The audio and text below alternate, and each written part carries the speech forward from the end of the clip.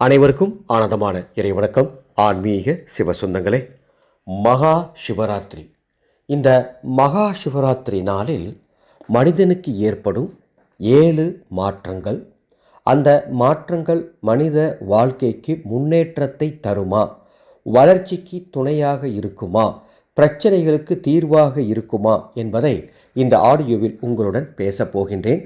ஆடியோவை முழுமையாக கேளுங்கள். அன்பு வேண்டுகோள், ஏதாவது ஓரிடத்தில் அமைதியாக அமர்ந்து மனதை ஒருநிலைப்படுத்தி இந்த ஆடியோவை கேட்டால்தான் இதனுடைய சத்தியம் உங்களுக்கு புரியும்.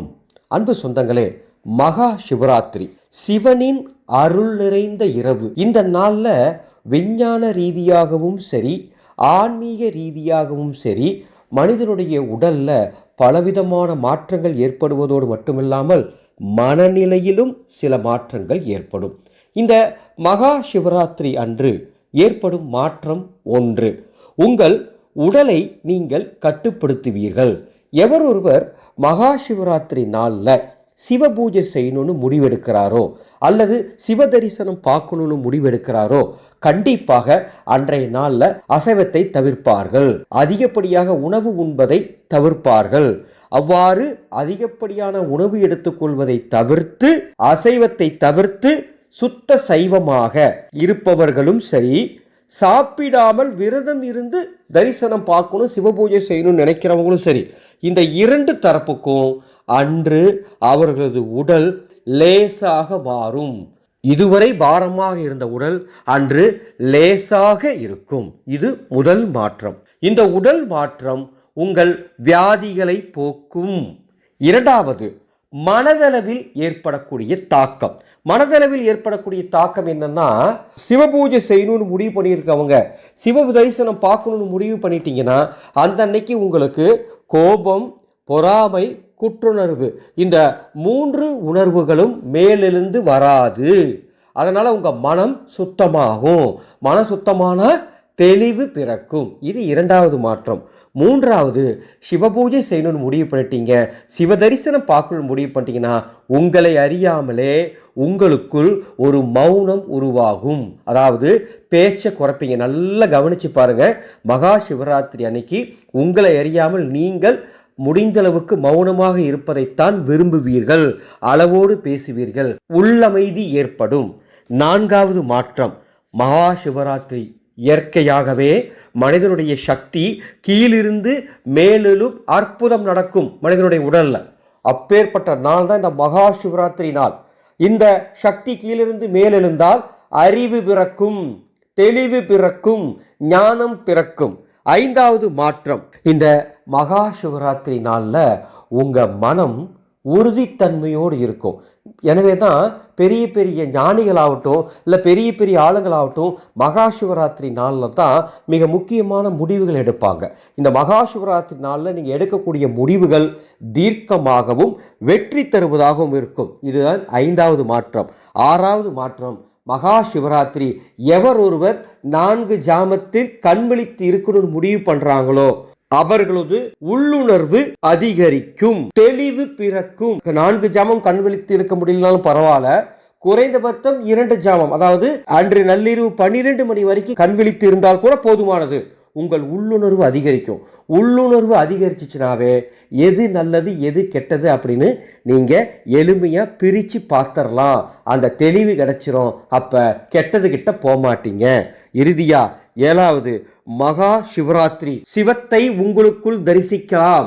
அன்ற சிவ பூஜை செய்யணும் நீங்கள் முடிவு பண்ணிட்டு ஒரு இடத்துல அமர்ந்தாலே உங்களுக்குள் சிவம் உங்களுக்கு காட்சி கொடுக்கும். சிவம் தான் எல்லாமே. அப்பேற்பட்ட சிவத்தினுடைய தரிசனத்தை நீங்க உள்ளுக்குள்ள பார்க்கும் பொழுது உங்க வாழ்க்கையில் இருக்கக்கூடிய எல்லா விதமான பிரச்சனைகளும் துன்பங்களும் தீர்வதற்கு நீங்களே வழியை கண்டுபிடிச்சிருவீங்க. இந்த எல்லா அற்புதமும் இந்த மகா சிவராத்திரி நாளில் நடக்கும்.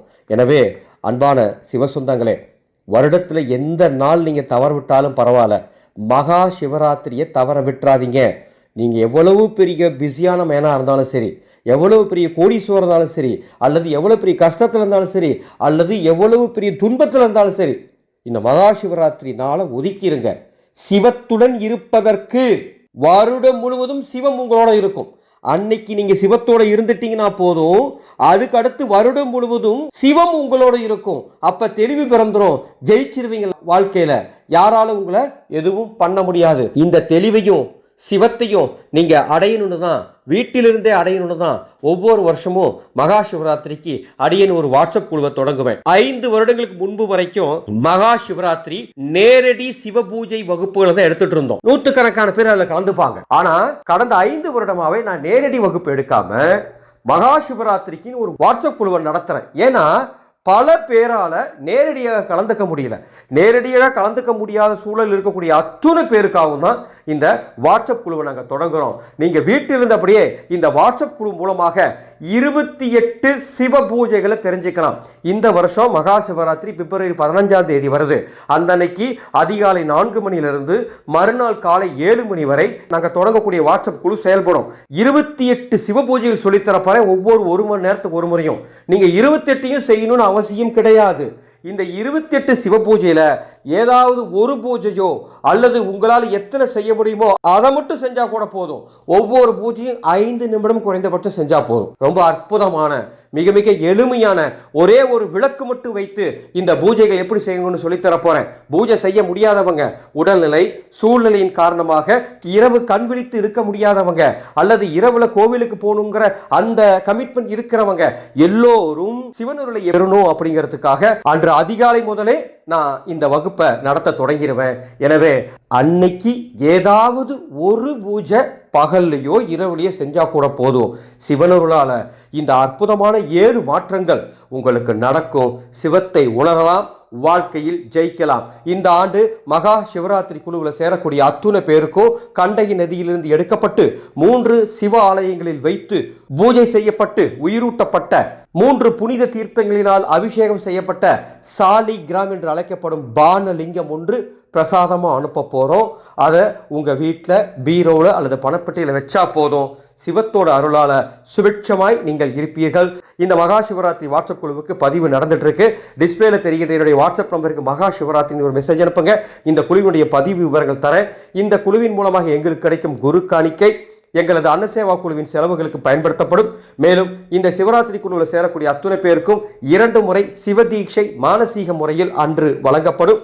சிவத்தியானம் கற்றுத்தரப்படும். வாருங்கள், மகா சிவராத்திரி வீட்டில் இருந்தபடியே குருவுடன் இணைந்து சிவத்துடன் கலக்கலாம். ஆனந்த மலரட்டும், ஆனந்த ஒளி பரவட்டும்.